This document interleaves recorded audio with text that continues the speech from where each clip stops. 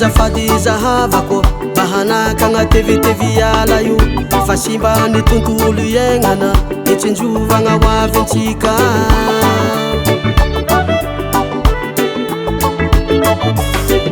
magnano azafady zahavako mba hanaka agnaretoro ala io fa simba ny tontolo iaignana itsinjovagna hoavintsika yaho zaho tevy ala ela fa io tsy mety manimba tontolo iaignatsika mijaly taranaky efa fare toro ala ela fa io tsy mety manimba tontolo iaignatsika mijaly taranaky efa fare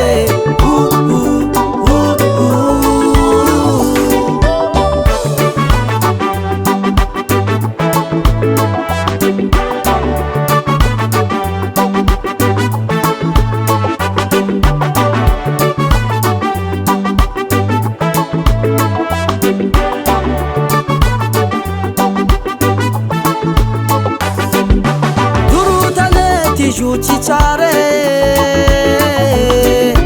marora maratra magnova fa tsy manjare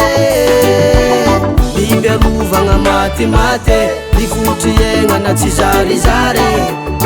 aza taram-panegnine avy afara yaho zaho tevy ala ela fa io tsy mety manimba tontolo iaignatsika mijaly taranaky efa fare toro ala ela fa io tsy mety manimba tontolo iaignatsika mijaly taranaky efa fare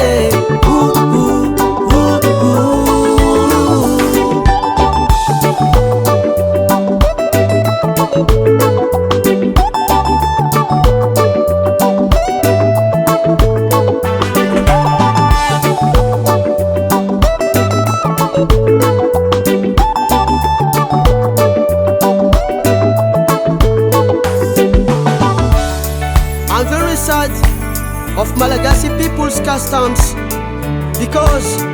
we aren't conscious of the importance of the forest. So stop the slash and burn. Thank you. Niantotsika vahoaka malagasy rehetra tsy ankanavaka ifagnometagna amin'ny ministère zay fahita magnano ezaka amin'ny fiarovagna tontolo iainana Madagascar National Park Makiry WWF toro ala ela fa io tsy mety